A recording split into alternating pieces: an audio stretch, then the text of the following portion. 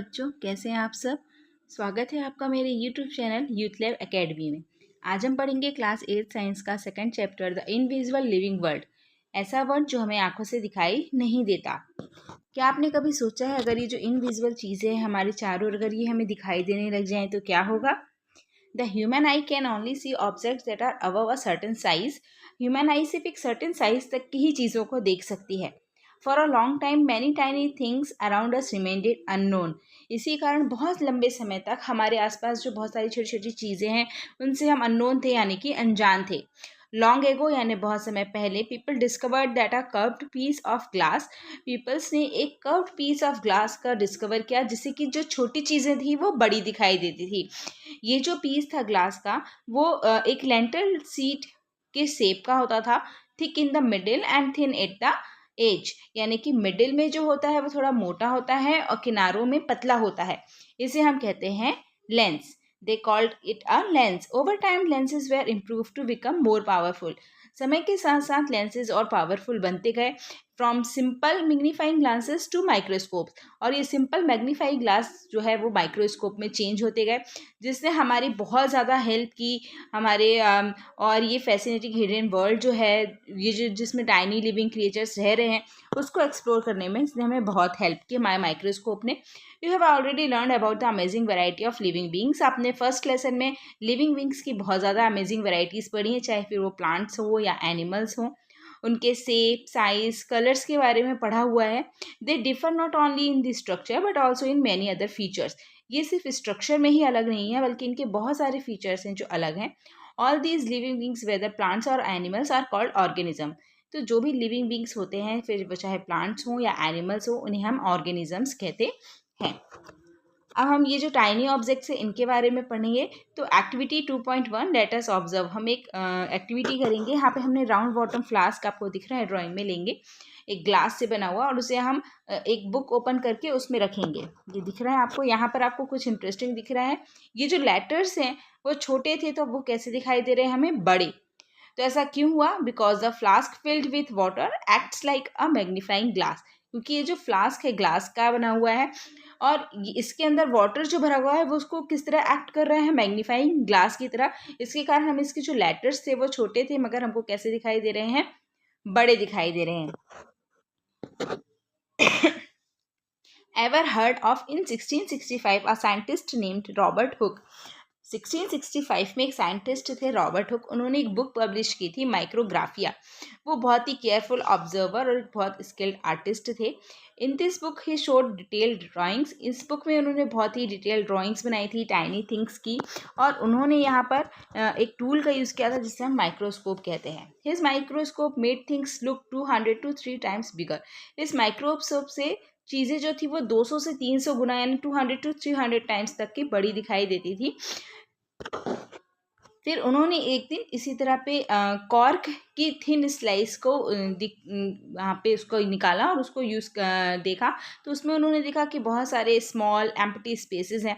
These compartments remind him of a Honey com. ये जो compartments थे वो एक हनी कॉम की तरह स्ट्रक्चर बना रहे थे। He draw what he saw and called each small space a cell. उन्होंने जो देखा उसको ड्रॉ किया और जो सब स्मॉल स्पेस थे उन्होंने उसको सेल नाम दिया। This was the first time the word cell was used in science to describe the basic unit of life. ये फर्स्ट टाइम था जो ये वर्ड सेल का यूज़ किया गया बेसिक यूनिट ऑफ लाइफ को डिस्क्राइब करने के लिए। अराउंड दैट सेम टाइम, इसी सेम टाइम में 1660s, एंटनी ल्यूवेनहॉक एक डच साइंटिस्ट थे जिन्होंने इस लेंस को और बेटर बनाया। और he was the first person to clearly see and describe tiny living things. और ये फर्स्ट पर्सन थे जिन्होंने और अच्छे से like bacteria and blood cells को और अच्छे से डिस्क्राइब किया। इसलिए हम इन्हें फादर ऑफ माइक्रोबायोलॉजी भी कहते हैं।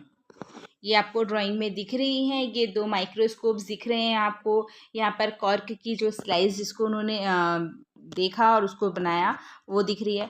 What is cell? सेल क्या है? All living beings are made up of cells. जो भी लिविंग बींग्स हैं वो सब सेल से बनी होती है। हमने अभी थोड़ी देर पहले पढ़ा कि cell is the basic unit of life. जिस तरह कोई बिल्डिंग बनी होती है उसकी जो बेसिक यूनिट होती है वो एक ब्रिक होती है, इसी तरह सारे लिविंग बींग्स की जो बेसिक यूनिट है वो है cell. Let us study a cell. अब हम एक सेल के बारे में पढ़ेंगे कि कैसे सेल दिखती है। तो इसमें एक एक्टिविटी, हमने एक ऑनियन बल्ब लिया है, सभी के घरों में अनियन होता है, अनियन लिया, उसको हमने वर्टिकली काटा है और उसमें से आपने एक बहुत ही थिन सी लेयर निकालनी है, जो ट्रांसपेरेंट लेयर होती है, आपने अपने घरों में देखा भी होगा। इस लेयर को हमने निकाला, place the peel in a petri dish, हमने उसको एक पेट्री डिश में रखा और उसमें सैफरन रेड कलर का स्टेन होता है, उसे हमने फ्यू ड्रॉप्स डाला 30 सेकेंड के लिए, जिससे कि उसमें एक पिंकिश कलर आ गया। फिर हमने एक बहुत ही पतले ब्रश के थ्रू उसकी हेल्प से उस अनियन पील को दूसरी पेट्री डिश में ट्रांसफ़र किया और उसे वाटर से अच्छी तरह से रिंस कर दिया, जिसमें कि जो एक्स्ट्रा स्टेन है वो रिमूव हो जाए। Now carefully place the stain onion peel on the glass slide using a thin brush. अब हमने बहुत ही ध्यान से इस जो पील को, इसको एक ग्लास साइड में हमने ट्रांसफ़र किया और उसमें हमने एक ग्लिसरीन का एक ड्रॉप डालेंगे। Put a drop of glycerin over the onion peel on the slide, जिसमें कि क्या होगा, जो सेल की जो ड्राइंगनेस है उससे प्रिवेंशन होगा और ज़्यादा आपको विजुअलाइजेशन में क्लियरिटी मिलेगी। अब हम उसमें क्लियर कवर स्लिप को बहुत ही स्लोली से उसको कवर करेंगे। अब आप इस ग्लास स्लाइड जो आपने बनाई हुई है, इसको आप माइक्रोस्कोप के थ्रू जब देखेंगे तो ये देखिए आपको ड्राइंग दिख रही है। यहाँ पे इस ड्राइंग में ये देखिए, ये छोटे छोटे से ऐसे आपको बॉक्स दिखाई दे रहे हैं। तो ये बॉक्स जो आपको ये अलग अलग से दिखाई दे रहे हैं, यही सेल है। ठीक है, यहाँ पर आपको ये दिख रहा है, यहाँ पे ये नाम लिखे हुए हैं, जो इसकी कॉर्नर जिससे अलग अलग हो रहे हैं एक दूसरे से, ये क्या है, ये सेल वॉल है। ये पूरा जो एक कंपार्टमेंट है, इसे ये सेल है और इसके बीच में जिसे हो रहा है वो सेल मेम्ब्रेन है। ये बीच में आपको डॉट्स दिख रहे हैं, ये न्यूक्लियस है और जो इसके अंदर एक लिक्विड भरा होता है उसे हम साइटोप्लाज्म कहते हैं। ठीक है, सो यू विल ऑब्जर्व, यहाँ पे मैंने अभी आपको जो बताया कि एक वॉल जो बनी होती है वो ब्रिक की बनी होती है, इसी तरह ये सेल भी यूज़ करके एक उसका जो अनियन पील हमने जो देखा वो इस तरह से हमें दिखाई दे रहा है। अब लेट अस इन्वेस्टिगेट। अब हम ये तो हमने अनियन जो है वो प्लांट का हमने निकाल के देखा, अब हम एनिमल में देखेंगे। तो हम अपने ही जो आपका मुंह है उसके आप अंदर तरफ टूथपिक से आप अंदर अपने चिक के अंदर स्क्रैप कीजिए और वहाँ से कुछ मटेरियल निकालिए और उसे भी आप सेम वही प्रोसेस करेंगे, लेकिन यहाँ पर आपको मीथलाइन ब्लू, एक ब्लू कलर का स्टेन है वो डालना हुआ है और फिर वही सेम आप प्रोसेस करेंगे। जब आप अब इस ग्लास स्लाइड को देखेंगे तो ये देखिए आपको दिख रहा है। So what did you observe, यहाँ पर भी वही सेम है, सेल मेम्ब्रेन है, बीच में साइटोप्लाज्म है और न्यूक्लियस है। ठीक है, so you have observe that cells have 3 main parts. आप यहाँ पे देखेंगे कि सेल के 3 मेन पार्ट्स होते हैं।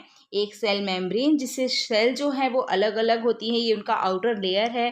ठीक है, and the round structure in the middle is the nucleus. जो राउंड स्ट्रक्चर आपको बीच में दिखाई दे रहा है वो न्यूक्लियस है और न्यूक्लियस और इस सेल मेम्ब्रेन के बीच में जो भरा हुआ है जो स्पेस है उसे हम कहते हैं साइटोप्लाज्म। तो जो सेल है वो उसके 3 मेन पार्ट्स हैं, cell membrane, cytoplasm and nucleus. हमने अभी अनियन वाले में सेल वॉल भी पढ़ा था, एक्स्ट्रा आउटर लेयर होती है वो उसकी। ठीक है, तो the cell membrane enclose the cytoplasm and the nucleus. The cell membrane separates one cell from another. Cell membrane का वर्क क्या है, एक सेल को दूसरे सेल से सेपरेट करता है। It is porous and allows the entry of materials essential for life process and the exit of waste material. ये जो सेल मेम्ब्रेन होती है ये पोरस होती है। पोरस मीन्स इसमें से कुछ जो खास चीज़ें, जो सेलेक्टिव चीज़ें हैं, उनकी एंट्री और एग्जिट हो सकती है। लाइक आपको जो लाइफ प्रोसेस के लिए जो मटेरियल्स इसेंशियल हैं उनकी एंट्री होगी और जो वेस्ट मटेरियल है उसका एग्जिट होगा। तो ये सेल मेम्ब्रेन पोरस होती है। साइटोप्लाज्म, साइटोप्लाज्म क्या है, cytoplasm contains other components of the cell. Cell के जो अदर कंपोनेंट्स होते हैं वो साइटोप्लाज्म ही कंटेन करता है, just like carbohydrate, protein, fats and minerals. All most of the life process take place within the cytoplasm. जो सारी life process होती है अधिकतर वो साइटोप्लाज्म के अंदर ही होती है। The nucleus regulate all activities that occur within the cell. It also regulate growth. अब न्यूक्लियस इसका मेन पार्ट है, ये सारी ही जो एक्टिविटी हो रही हैं उन सबको रेगुलेट करता है सेल में। जस्ट लाइक अब हमारा ब्रेन जो है हमारी पूरी बॉडी की एक्टिविटी को रेगुलेट करता है, इसी तरह न्यूक्लियस जो है वो सेल के अंदर की सारी एक्टिविटी को रेगुलेट करता है और साथ में ग्रोथ को भी रेगुलेट करता है। The cell wall in the plant cell provides, और मैंने आपको बताया जैसे सेल वॉल वो किस में होती है, वो प्लांट सेल में होती है। वो उसे क्या प्रोवाइड करती है, rigidity and the strength of plants. जो प्लांट्स की रेजिडिटी होती है मीन्स वो कितने हार्ड हैं, और उनकी स्ट्रेंथ को जो शो करती है वो सेल वॉल होती है, जो कि उसके कारण वो दिखते हैं। A step further, Cells in all parts of plant have tiny rod-shaped structure called plastids. जो सेल जो प्लांट्स में होती हैं उनमें एक टाइनी रॉड शेप्ड का स्ट्रक्चर होता है जिसे हम प्लास्टिड्स कहते हैं. सम प्लास्टिड्स लाइक क्लोरोप्लास्ट, इसी प्लास्टिड्स में एक प्लास्टिड होता है क्लोरोप्लास्ट. क्लोरोप्लास्ट जो होता है उसमें क्लोरोफिल नाम का एक कलर समझ लीजिए होता है, जिसके कारण ही आपको प्लांट्स जो है वो ग्रीन दिखाई देते हैं और प्लांट्स फोटोसिंथेसिस कर सकते हैं. लेकिन जो नॉन ग्रीन पार्ट्स हैं they help in the storage of substances. Green parts photosynthesis करके फूड बना रहे हैं और जो अदर पार्ट्स हैं जो ग्रीन नहीं हैं वो क्या कर रहे हैं, सब्सटेंसेस को स्टोर कर रहे हैं. Plant cells also have a large empty looking space called a vacuole. Plant cell जो होता है, तो जो प्लांट सेल होता है उसमें एक एम्प्टी लुकिंग स्पेस होता है जिसे हम वैक्यूल कहते हैं. ये किस में हेल्प करता है, this help the plant cell store important substances. ये प्लांट सेल में इंपॉर्टेंट सब्सटेंस को स्टोर करने के लिए हेल्प करता है. Get rid of waste and maintain the shape of the cell. साथ में ही जो वेस्ट मटेरियल है उसको एग्जिट करने में और सेल के जो शेप है उसको मेंटेन करने में भी हेल्प करता है. This gives strength and support to the plant. In animal जो सेल्स होती हैं उसमें vacuoles are usually not present. वो यूजली प्रेजेंट नहीं होते हैं. अगर होते भी हैं, if they present they are usually small. वो स्मॉल होते हैं. ये आपको दिख रही हैं ड्राइंग्स, यहाँ पर डिफ्रेंशिएट किया गया है. जो ए वाली ड्राइंग है वो किसकी है, वो एनिमल सेल है और जो बी वाली है वो प्लांट सेल है. यहाँ देखिए आपको ड्राइंग में दिख रही है, यहाँ पर ये कितना बड़ा जो है वो इतना बड़ा वैक्यूल है, जबकि यहाँ आपको कहीं पे भी वैक्यूल नज़र नहीं आ रहा है. राइट. ये सेल वॉल है जो कि एनिमल सेल में नहीं है. यहाँ देखिए ये डबल लेयर है सेल की. तो ये जो है फर्स्ट वाली वो सेल वॉल है जो कि एनिमल सेल में नहीं है. सेल मेम्ब्रेन दोनों में है, न्यूक्लियस दोनों में है. यहाँ पे भी अपन ने पढ़ा प्लास्टिड्स जिसमें ग्रीन कलर होता है क्लोरोप्लास्ट में, जिसके कारण पौधे जो हैं वो ग्रीन दिखाई देते हैं. वो यहाँ पे ये देखिए आपको दिख रहे हैं क्लोरोप्लास्ट. ठीक है. साइटोप्लाज्म ये हमारे सेल मेम्ब्रेन और न्यूक्लियस के बीच में होता है. ये दोनों ही सेल में है. वैक्यूल सिर्फ प्लांट सेल में है. माइटोकॉन्ड्रिया ये दोनों ही सेल में होता है और इसे हम power house of the cell भी कहते हैं. ठीक है. माइटोकॉन्ड्रिया को आप power house of the cell भी कहते हैं. और ये जो भी सारे सेल के आपको जो पार्ट्स दिख रहे हैं इसे हम सेल ऑर्गेनल्स कहते हैं. सेल ऑर्गेनल्स यानी कि सेल के सारे पार्ट्स को हम सेल ऑर्गेनल्स कहते हैं. Variation in shape and structure of cells. Cells के स्ट्रक्चर में और भी बहुत सारे उनके शेप में वेरिएशंस होते हैं, जैसे कि the muscle cell and the nerve cell. ये ड्राइंग दिख रही है आपको, ये मसल सेल्स की है ए वाली और बी वाली नर्व सेल की है. तो ए वाली जो है वो एक शेप लाइक अ स्पिंडल. स्पिंडल मीन्स दोनों तरफ में ये आपको कैसी दिख रही है, शार्प दिख रही है, बीच में थोड़ी थिक है. तो ये जो मसल सेल्स होती है वो स्पिंडल होती है और यहीं पर नर्व सेल जो है वो ब्रांच दिख रही है आपको, बहुत ही लंबी है और ये सब तरफ से इसकी ब्रांच निकली हुई हैं. क्यों निकली हुई है, क्योंकि ये नर्व सेल है. इसका वर्क क्या है, ये सारे ही जो ऑर्गन्स हैं उनको मैसेजेस भेजती है. तो ये ब्रांचेस होती हैं नर्व सेल में. ठीक है. The unique shape size and structure of cell help them carry out their specific functions. ये जो सेल के डिफरेंट जो उनके शेप साइज और स्ट्रक्चर होते हैं वो उनके स्पेसिफिक फंक्शन को कैरी आउट करने के लिए होते हैं. They form a protective lining. अब जैसे आपने पढ़ा अभी अपने इनर चिक सेल की हमने दिखा था अपने माइक्रोस्कोप से, तो उनका वर्क क्या है, they form a protective lining on the inner surface of the चिक. वो जो चिक है उसके इनर सरफेस को प्रोटेक्ट कर रहे हैं. Nerve cells also known as neurons. Nerve cell जो है इन्हें हम न्यूरॉन्स भी कहते हैं. हमने अभी आपको बताया ये मैसेजेस को कैरी करते हैं. The elongated shape and branch structure help them reach different part of the body and pass on the message quickly. इनमें ब्रांच क्यों है, क्योंकि हर पार्ट में पहुंच सके और जल्दी से क्विकली जाके मैसेज को पास आउट कर सके. Plant cells also show variation in plants. Plant cells भी प्लांट्स में बहुत ज़्यादा वेरिएशंस हैं. इन प्लांट टू सेल्स में भी रेक्टेंगुलर. प्लांट सेल्स भी या तो रेक्टेंगुलर शेप की या एलोंगेटेड, ओवल और इवन ट्यूब लाइक भी हो सकती है. ट्यूब लाइक मतलब कि जैसे कि आपने जो ट्यूब लाइक जो मैं आपको बता रही हूँ सेल, उसका वर्क क्या होगा, वो वाटर को पूरे प्लांट्स में ले जाने का वर्क करेगी, उसको कैरी करने का वर्क करेगी. So you have already studied the digestive system in grade 7. आप ग्रेड 7 में डाइजेस्टिव सिस्टम के बारे में पढ़ चुके हैं. Different parts of the digestive system are made up of different types of cells. Digestive system के जो भी डिफरेंट पार्ट्स हैं वो अलग अलग टाइप के सेल्स से बने होते हैं. मसल सेल्स का काम है, मसल सेल्स कहाँ पे है, फूड पाइप में है, टू क्योंकि वहाँ पर हमको फूड पाइप में क्या करना है, कॉन्ट्रैक्ट एंड रिलैक्स। तो एक वेव लाइक मैनर बनता है जिसके कारण आपका जो फूड है वो धीरे धीरे नीचे पुश होते जाता है। तो जो आपकी फूड पाइप है वहाँ पे कौन से टाइप की मसल्स सेल पाई जाएगी, muscle cells. This movement is possible because muscle cells are thin, flexible and spindle shape. क्यों है ये? क्योंकि ये थिन है, फ्लेक्सिबल है एंड स्पिंडल शेप्ड है। The stomach also has different types of cells. इसी तरह स्टमक में भी डिफरेंट टाइप्स के सेल्स पाए जाते हैं जो डिफरेंट फंक्शंस को वर्क करता है। मसल सेल्स स्टमक में जो होती है वो फूड को चर्न करने में हेल्प करती है। Other sales in the inner lining of the stomach, जो इनर लाइनिंग जो स्टमक के अंदर जो सेल होती है वो डाइजेस्टिव सिस्टम को प्रोड्यूस करती है, एसिड को करती है और ब्रेक डाउन करने में हेल्प करती है फूड को। All these cells work together to make digestion possible. ये सारी सेल मिलकर जब एक साथ काम करती हैं तभी डाइजेशन पॉसिबल होता है। What are the level of organism in the body of a living organism? जैसे कि एक मैंने आपको बताया था, एक बिल्डिंग है, उसकी जो बेसिक स्ट्रक्चर है वो एक ब्रिक है, राइट। आप ब्रिक्स को लीजिए और ब्रिक्स को जब आप कनेक्ट करेंगे तब आपकी एक वॉल बनती है, और जब आप वॉल को कनेक्ट करते हैं तो एक रूम बनता है, और इसी तरह जब आप रूम को कनेक्ट करते हैं तब कहीं जाके आपका एक हाउस बनता है। सेम या आपकी यहाँ पर भी इसी तरह का सिस्टम होता है। सेल जो होती हैं, एक स्पेसिफिक फंक्शन वाली सेल जो होती हैं, उनका जो ग्रुप होता है स्पेसिफिक वर्क को करने के लिए, उससे बनता है टिश्यू, ठीक है।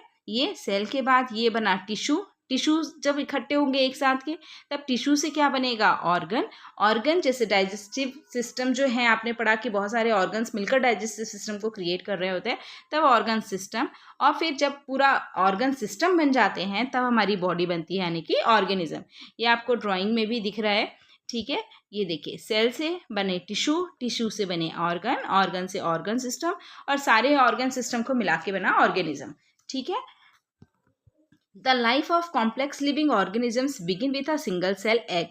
जो लाइफ शुरू होती है तो सबसे पहले एक सिंगल सेल से ही शुरू होती है, जैसे कि एग, ठीक है। The egg of any organism has an amazing ability to divide repeatably to form a complete living being made up of many cells. Egg जो है वो फिर इसी तरह उसमें एबिलिटी होती है, वो डिवाइड होते जाता है रेपिटिवली, और एक कॉम्प्लेक्स सा हमारा जो लिविंग बीइंग है, complete living being many cells से फिर मिलकर बनता है। Such living beings are called multi cellular organisms. इस तरह के जो बन रहे हैं लिविंग बीइंग्स, उनको हम मल्टी सेलुलर ऑर्गेनिज्म कहेंगे, क्योंकि यहाँ पर एक सेल नहीं है, बहुत सारी सेल ने मिलकर यहाँ वर्क किया हुआ है, तो ये मल्टी सेलुलर ऑर्गेनिजम्स कहलाते हैं। मल्टी सेलुलर ऑर्गेनिज्म में कौन कौन आएंगे एग्जाम्पल में? एनिमल्स, यानी कि ह्यूमन से हम हैं, प्लांट्स हैं, और all example of multi cellular organism, जो कि एक सेल नहीं कई सेलों से मिलकर बने हैं।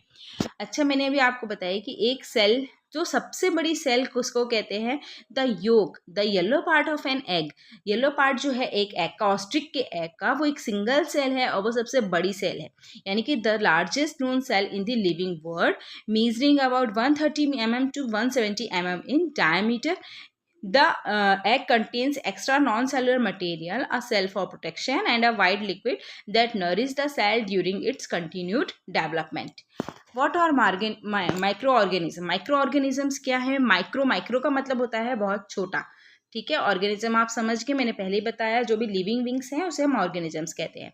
Some living organisms are made up of just one or very few cell.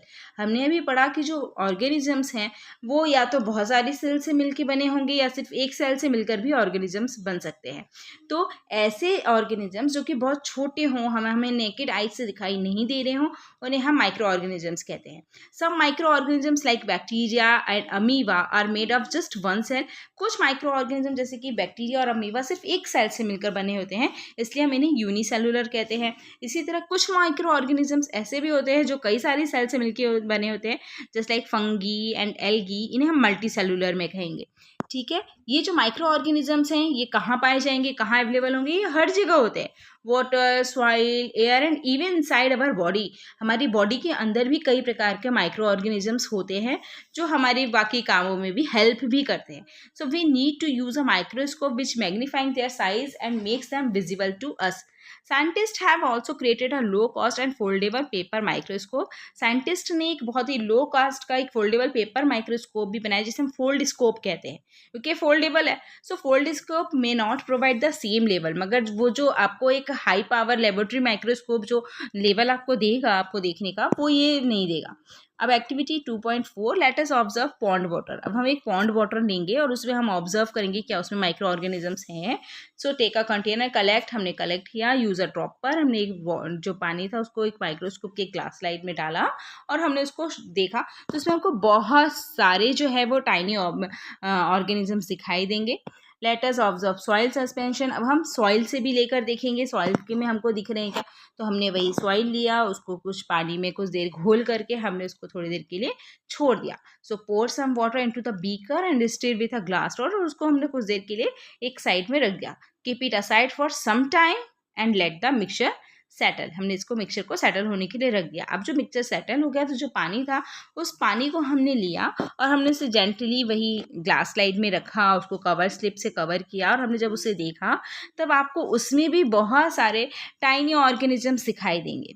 So this indicate that even soil suspension contains a variety of tiny creatures that cannot be seen with the unaided eyes. ये tiny creatures जो हैं इनको आप micro organisms या फिर microbes भी बोलते हैं।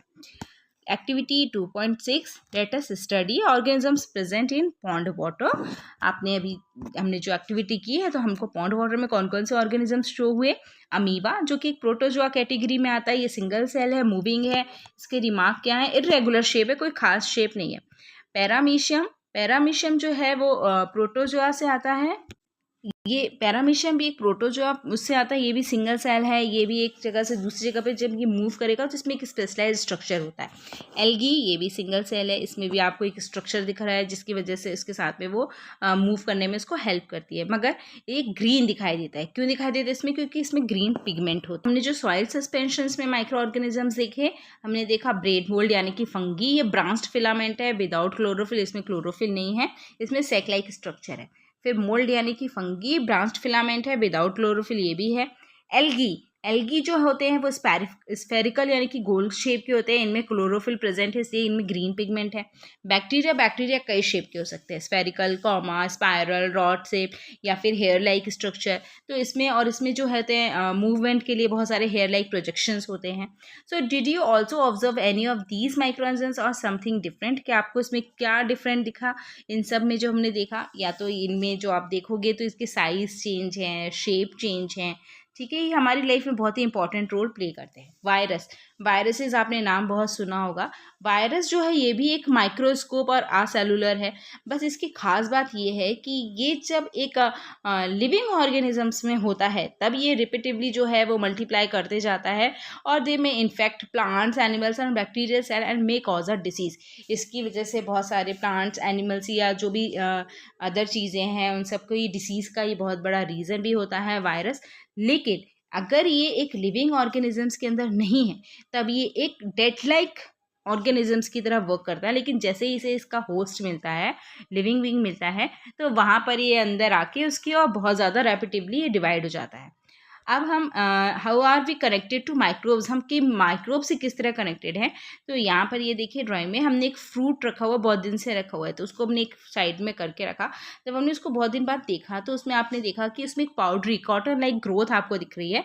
This happens because they have been infected by microbes. ये इसलिए हो रहा है क्योंकि माइक्रोब से इन्फेक्टेड हो गया है। The happens because microorganisms can be found everywhere. मैंने अभी आपको बताया कि माइक्रोऑर्गेनिजम्स होते हैं वो हर जगह होते हैं, वाटर में, सॉइल में, एयर में, कुछ फूड आइटम्स में भी। So you can use a fold scope और microscope to explore surfaces of leaves, stem, roots और एनी अदर पार्ट्स। ये आपको सब जगह दिखाई देंगे। But why do microorganisms not effect the pickles and the मुरब्बास, क्यों नहीं ये इफेक्ट करते जब ये फूड आइटम्स में भी होते हैं।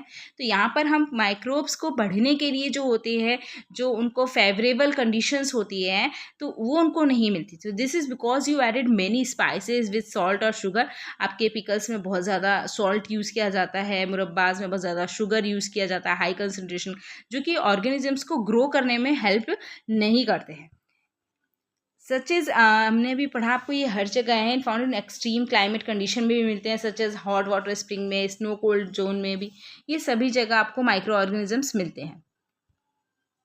की players in cleaning the environment, ये एनवायरमेंट को क्लीन करने में भी एक की प्लेयर की तरह वर्क करते हैं, एक्टिविटी करते हैं। हमने एक एम्प्टी कंटेनर लिया, उसमें हमने गार्डन सॉइल को भरा, सम फ्रूट एंड वेजिटेबल पील को डाला और उसको 2-3 वीक्स के लिए हमने रख दिया, ठीक है। अब हम इसमें ऑब्जर्व करेंगे, हमने इसको कवर कर दिया। You may find the peels of fruits and vegetables जो है वो एक डार्क कलर मटेरियल में चेंज हो गए, जिसे ही हम मैन्योर कहते हैं। मैन्योर यानी खाद, जो आपने देखे होंगे अपने घरों में, अगर थोड़े बहुत बगीचे होंगे तो उसमें मम्मी डालती होंगी। ये बहुत ही ज़्यादा न्यूट्रिशन में रिच होता है और ये सॉइल की फर्टिलिटी को इंक्रीज करता है। So in activity 2.6 you saw the soil contents, हमने पढ़ा था उस एक्टिविटी को करके कि सॉइल में बहुत ही वेरियस टाइप के माइक्रो ऑर्गेनिजम्स मिलते हैं। सो ये माइक्रो ऑर्गेनिजम्स कौन से होते हैं? फंगी, बैक्टीरिया, जो कि प्लांट वेस्ट को जो है वो स्लोली ब्रेक डाउन करके सिंपलर फॉर्म में चेंज कर देते हैं, जिससे क्या बन जाती है? हमारा मैन्योर बन जाता है। ठीक है। Our scientific heritage and ancient Indian text, particularly the Vedas, have reference of the word krimi, which means different tiny entities including drashya visible and adrashya invisible, whereas Vedic text mention their beneficial and harmful effect. Atharvaveda also refers to कृमि। हमारे जो वेद हैं उन वेदों में भी इन micro organisms के बारे में जिक्र हुआ है। कृमि कुछ जो होते हैं दृश्य यानी जो दिख रहे हैं, और जो नहीं दिख रहे हैं वो अदृश्य हैं। तो यहाँ पे भी इनके बारे में बताया गया, उनके जो बेनिफिशियल और हार्मफुल इफेक्ट हैं उसके बारे में वेदों में भी लिखा हुआ है। If you look around carefully, you might see decaying plants and fallen leaves stored in a container or lying in the garden. आपने देखा होगा जब बहुत सारे पेड़ों की पत्तियां नीचे गिरती हैं और गार्डन में पड़ी रहती हैं, फिर वो कुछ दिनों बाद में डिसअपेयर हो जाती है। क्यों हो जाती है? क्योंकि माइक्रो ऑर्गेनिजम्स क्या करते हैं? उनको ब्रेक डाउन करते हैं सिंपल फॉर्म में and turn into the nutrients. So these nutrients go back to the soil and helps plant grow better. Micro organisms also decompose body of dead animals. Micro organisms जो होते हैं वो dead animals की body को भी decompose करने में help करते हैं। ठीक है। So microorganisms also decompose body. So microbes help recycle the waste and return important nutrients to nature. ये वेस्ट को रिसाइकल करते हैं और उनके जो इंपॉर्टेंट न्यूट्रिएंट्स हैं उनको वापस से नेचर में रिटर्न कर देते हैं। Manure formation occur and optimal temperature and appropriate moisture level. तो इस तरह से ये क्या हुई, एनवायरमेंटल क्लीन कर रहे हैं ना, तो ये इसमें भी बहुत ही की रोल प्ले करते हैं। A step further, microbes as a source of biogas. इसी तरह माइक्रोब्स जो है वो बायोगैस का भी एक सोर्स है। Many organisms like bacteria and fungi live in an oxygen free environment. जो बैक्टीरिया एंड फंगी हैं वो ऑक्सीजन फ्री एनवायरमेंट में भी रहते हैं, जिंदा रहते हैं। So some of these bacterias have the ability to decompose plants and animals. तो इसमें से कुछ बैक्टीरियाज जो ऐसे होते हैं जो प्लांट और एनिमल वेस्ट को डीकम्पोज करते हैं और उससे in the environment and house hold waste water में, और फिर उससे गैस का मिक्सचर जो है वो रिलीज होता है, जैसे कि इसमें कार्बन डाइऑक्साइड और हाई प्रोपोर्शन में अनदर गैस मीथेन होती है। और इस गैस को हम एज अ फ्यूल सोर्स यानी कि कुकिंग, हीटिंग, जनरेटिंग इलेक्ट्रिसिटी और इवन रन व्हीकल्स में भी हम इसे यूज़ कर सकते हैं। B are scientist doctor Anand Mohan चक्रवर्ती, एक साइंटिस्ट से आनंद मोहन चक्रवर्ती, उन्होंने स्टडी किया था बैक्टीरिया में के बारे में। In 1971 he developed a special bacterium that could break down oil spills. उन्होंने एक बैक्टीरिया, स्पेशल बैक्टीरियम के बारे में पता लगाया जो कि ऑयल स्पिल्स की भी जो उसको भी ब्रेक डाउन कर सकता है, जिससे कि एनवायरमेंट और क्लीन हो सकता है। और his discovery received a patent in 1980। इनकी डिस्कवरी ने एक पेटेंट भी रिसीव किया। पेटेंट क्या होता है? पेटेंट यानी कॉपीराइट, कि जो हम बना रहे हैं वो हमारा है ना, उसमें हमारा पोजीशंस है। तो patent is a copyright given to a person that उनके इजाज़त के बगैर कोई भी इस चीज़ को यूज़ नहीं कर सकता। Micro organisms and food. Micro organisms और फूड में क्या कनेक्शन है?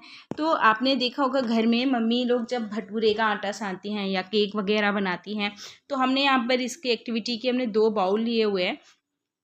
एक बाउल में जो है हमने इसमें आटा और मैदा लिया और एक पिंच ऑफ शुगर डाला, और हमने उस बाउल में क्या डाला? थोड़ा सा ईस्ट पाउडर को भी डाला है। और बाउल बी में हमने वही सेम आटा डाला है, मगर हमने उसमें सिर्फ ईस्ट को मिक्स नहीं किया है। अब हम इन बाउल को थोड़ी देर के लिए छोड़ देंगे। जब आप इनको छोड़ देंगे तो आप देखिए ये जो बाउल ए का जो फ्लोर है वो थोड़ा सा फूल गया है, और बाउल बी का जो डो है वो सेम का सेम वैसा ही रखा हुआ है। ठीक है। सो कवर किया हमने उसको और कुछ देर के लिए छोड़ दिया। ऐसा क्यों हुआ? क्योंकि हमने फर्स्ट जो बाउल ए है उसमें हमने क्या मिक्स किया था? Yeast. Yeast is a type of micro organisms. It belong to a group of micro organisms called fungi. ये माइक्रो ऑर्गेनिजम्स का जो ग्रुप है फंगी उससे बिलोंग करता है। Yeast grow well in warm condition. ये वार्म कंडीशन में बहुत ही अच्छे से ग्रो होता है और रैपिडिवली अपनी जो ग्रोथ है उसको बढ़ाते जाता है। ठीक है। इसी के कारण ये जो डो बना था उस प्रोसेस में, और जब उसने अपनी ग्रोथ करी तो उससे क्या हुआ? वो जब रिस्पायर करता है, ईस्ट जब क्योंकि एक लिविंग बींग्स है ना, तो इसमें रिस्पिरेशन तो हो गई। तो yeast also respire and break down food to release energy. For their growth and carry out life process. ये पूरी लाइफ प्रोसेस इसमें होती है, जिसमें कार्बन डाइऑक्साइड रिलीज होती है, जो कि बबल्स फॉर्म करती है एक डो में, जिससे डो सॉफ्ट एंड फ्लफी हो जाता है। East also produce a small amount of alcohol. East जो है वो जब रिस्पायर करता है तो वो एक स्मॉल अमाउंट ऑफ एल्कोहल को भी रिलीज करता है, विच गिव्स अ डो एक स्लाइटली डिफरेंट स्मेल। एक हमको जो डो होता है उसमें एक स्लाइटली डिफरेंट स्मेल आती है। This special property of east is used in the process of, इस स्पेशल जो प्रॉपर्टी है इसकी इसका ही इसलिए इसमें यूज़ किया जाता है मेकिंग ब्रेड बनाने में, केक बनाने में और भी बहुत सारे कामों में। Some bacteria such as lactobacillus, कुछ बैक्टीरिया ऐसे होते हैं जैसे कि लैक्टोबैसिलस, ये बैटर के फर्मेंटेशन जैसे कि इडली, डोसा या भटूरे के आटे बनाने में भी हेल्प करते हैं। लेट अस प्रिपेयर, हमने यहाँ पे फिर 2 स्मॉल ग्लास बॉल लिया है, ए एंड बी। ए में हमने थोड़ा सा ल्यूकवार्म मिल्क यानी कि थोड़ा गुनगुना दूध लिया, बॉल बी में हमने ठंडा दूध लिया हुआ है। दोनों में हमने एक एक चम्मच कर्ड मिक्स यानी दही मिक्स किया और उसको हमने कुछ देरों के लिए छोड़ दिया। कुछ देर छोड़ने के बाद में अब आप जब इसको आप टेस्ट करेंगे तब आप देखेंगे जो फर्स्ट वाला था उसका जो कर्ड है वो अच्छे से जम गया है, लेकिन जो दूसरा वाला था you will observe that in bowl A the milk has turn into curd, वो चेंज हो गया। पर बॉल बी का जो था, बॉल बी का वो अभी नहीं हुआ है, मिल्क हैज़ नॉट कर्डल, वो नहीं हुआ है। हाँ बस थोड़ा हल्का खट्टा हो गया मगर हुआ नहीं। तो the curd contain several types of bacteria, curd जो है वो बहुत सारे बैक्टीरियाज को कंटेन करता है, मगर जो मेन जिसके कारण जो मिल्क है वो कर्ड में चेंज हुआ है, इसमें जो मेन बैक्टीरिया वो होता है lactobacillus. This bacterium feeds on the sugar in the milk, ये बैक्टीरिया जो है जो मिल्क में शुगर होती है लैक्टोज उसको फीड करता है और मल्टीप्लाइज होते जाता है और मिल्क को फर्मेंट करता है और कर्ड में चेंज कर देता है। जैसे हमने पढ़ा था कि ईस्ट जो है जब वो रिस्पेयर करता है तो small amount of alcohol release करता है, इसी तरह जो लैक्टोबैसिलस है जब वो करता है तो उसमें से कौन सा वो रिलीज होता है, लैक्टिक एसिड, जिसके कारण जो कर्ड है वो थोड़ा सा सोर हो जाता है यानी कि खट्टा हो जाता है। We can categorize the microorganisms into different categories, हम माइक्रोऑर्गेनिजम्स को कई डिफरेंट कैटेगरीज में कैटेगराइज कर सकते हैं। मेन है प्रोटोजोआ, फंगी, बैक्टीरिया, एल्गी। तो 4 मेन इसकी कैटेगरी हैं, प्रोटोजोआ, फंगी, बैक्टीरिया और algae. Some bacteria such as rhizobium, कुछ बैक्टीरिया जिसके राइजोबियम होते हैं वो सॉलिड रीजन कॉल्ड नोड्यूल्स उसमें रहते हैं, ठीक है। ये जैसे कि अधिकतर किस में पाए जाएंगे, जो लेग्यूम्स है, लेग्यूम मीन्स जो कि दालें हैं या बीन्स हैं, पीज हैं, लेंटिल्स हैं, उनके रूट नोड्यूल्स में ही राइजोबियम पाए जाते हैं। ड्राइंग में आपको दिखे, इस ड्राइंग में आपको ये दिख रहा है इनके रूट्स पे ये स्मॉल स्मॉल आपको ये नोड्यूल्स दिख रहे हैं ना, इन नोड्यूल्स में राइजोबियम बैक्टीरिया पाया जाता है, इनके रूट नोड्यूल्स में। इसका हेल्प, ये क्या काम करता है, ये जो राइजोबियम है ये जो एटमॉस्फेयर की जो नाइट्रोजन होता है उसको फिक्स करता है, तो trap nitrogen from the air and make it useful for the plant, जिसके कारण जो प्लांट्स हैं वो बेटर ग्रो करता है विदाउट केमिकल फर्टिलाइजर्स। तो फॉर्मर्स जो होते हैं वो समय के समय रहते रोटेशन करते रहते अपने क्रॉप्स में और लेग्यूम्स के प्लांट्स को लगाते रहते हैं, जिसमें कि उनके सॉइल जो में है उसमें नाइट्रोजन का जो लेवल है वो थोड़ा इंक्रीज हो, ठीक है। Amazing micro algae tiny helps in water, microalgae are microscopic plant like organism that live in water, soil, air, सब जगह पाए जाते हैं। They make their own food using sunlight, वो अपना खुद का फूड बनाते हैं, सनलाइट का यूज़ करते हैं। They are rich in nutrients and serve as a food source for many aquatic animals, ये बहुत ही ज़्यादा न्यूट्रिएंट्स होते हैं, बहुत सारे एक्वेटिक एनिमल्स का फूड सोर्स भी है, जैसे कि स्प्रुलिना, क्लोरिला, डायटम्स और ऑल्सो यूज बाय ह्यूमन, और ये साथ साथ में ह्यूमन में भी हेल्थ सप्लीमेंट और मेडिसिन में यूज़ होते हैं। तो हमने पढ़ा कि जो माइक्रो ऑर्गेनिजम्स हैं वो बहुत ज़्यादा, हमने पढ़ा कि माइक्रो ऑर्गेनिज्म जो है जो वो बहुत हमारे में हेल्पफुल होते हैं। सो पॉल्यूशन में, क्लाइमेट चेंज, हैबिटेट डिस्ट्रक्शन और creating microbial diversity and abundance, it is important to conserve these tiny organisms to protect the environment and maintain oxygen balance on earth.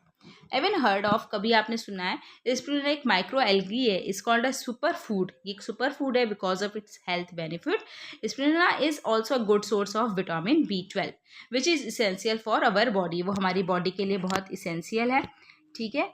So now a days आजकल एक forming की जाती है, यानी खेती की जाती है स्प्रुलिना की।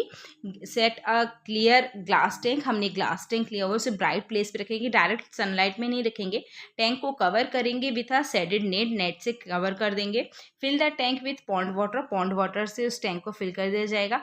उसमें कुछ थोड़े से स्प्रुलिना जो है वो हमने जो कलेक्ट किया है उसको हम ऐड कर देंगे और स्टिर कर देंगे, और फिर हम उसको कुछ दिनों के लिए छोड़ देंगे।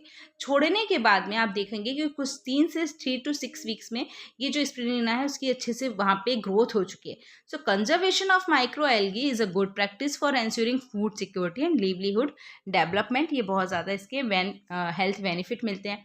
Y is cell consider to be a basic unit of life.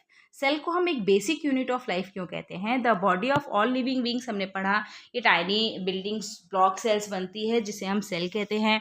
हमने पढ़ा एक सिंगल सेल्स जो है वो उसमें सारे ही लाइफ के प्रोसेस के जो भी सारी एक्टिविटी हैं वो होती हैं. इसलिए कुछ ऑर्गेनिजम्स ऐसे होते हैं जो कि सिर्फ एक सिंगल सेल से भी बनते हैं जिन्हें हम यूनिसेलुलर कहते हैं. इसमें क्या आएंगे? इसमें इसका एग्जाम्पल है बैक्टीरिया, प्रोटोजोआ. लेकिन कुछ ऐसी बॉडीज़ भी है जस्ट लाइक अस, वो बहुत सारे सेल्स से मिलकर बनी होती है. हमने पढ़ा था सेल्स क्या बनाते हैं? टिश्यूज़ मिलके ऑर्गन मिलके ऑर्गन सिस्टम. ठीक है, तो इस तरह की जो बॉडीज़ है उन्हें हम मल्टी सेलुलर कहेंगे. इसका एग्जाम्पल है एनिमल्स, है ना, और ह्यूमंस. ठीक है, like animal and plant cell, the cell of microorganisms are also surrounded by a cell membrane. जिस तरह एनिमल और प्लांट सेल की सेल जो है उसी तरह माइक्रोऑर्गेनिजम्स की सेल जो है वो भी सेल मेम्ब्रेन से अराउंड है. Cells of fungi additionally have a cell wall. Fungi की जो सेल है उसमें सेल वॉल होता है, but they do not have chloroplast. पर उनमें क्लोरोप्लास्ट नहीं होता है. So they can not make their own food. इसलिए वो अपना खुद का खाना नहीं बना पाते फोटोसिंथेसिस करके. So bacteria do not have a well defined nucleus. इसी तरह बैक्टीरिया में एक वेल डिफाइंड न्यूक्लियस नहीं होता है, क्योंकि न्यूक्लियस के भी चारों ओर एक मेम्ब्रेन होती है जिसे हम न्यूक्लियर मेम्ब्रेन कहते हैं. तो जिस न्यूक्लियस के चारों ओर मेम्ब्रेन होती है, instead they have a nucleoid, वो न्यूक्लियाइड कहलाते हैं. ठीक है, this feature distinguish them from cells of yeast, protozoa, algae, fungi, plants and animals. We have only looked at a few basic cell structure here. हमने यहाँ पे कुछ खास नहीं, सेल स्ट्रक्चर के थोड़े बहुत ही बेसिक चीज़ें पढ़ी हैं. The cell has other components about which you will learn in higher classes. अभी आप इनके बारे में और हायर क्लासेस में अच्छे तरह से पढ़ेंगे. And electron microscope magnifying the cell about. ये जो आपने देखा जो माइक्रोस्कोप होता है, एक इलेक्ट्रॉन माइक्रोस्कोप, ये क्या करता है? 10 लाख टाइम्स तक इसको बढ़ा करके आपको दिखा सकता है. By now you must have understood that all living beings including microorganisms made up of one और more cells. Their cells differ in size, shape, structure. In this chapter we have learn about the beneficial microorganisms. हमने यहाँ पे पढ़ा microorganisms किस तरह से हमारे लिए बेनिफिशियल हो सकते हैं. कुछ माइक्रोब्स जो होते हैं वो डिसीज़ के भी कॉज होते हैं, जैसे कि वायरस वगैरह. ये जो है वो इनमें प्लांट्स, एनिमल्स और भी बहुत सारी चीज़ों में, बैक्टीरिया भी, ये हमारे अंदर डिसीज़ को भी इनके कारण हमारे अंदर डिसीज़ भी होती हैं. ये स्नैपशॉट है आपके पूरे लेसन का.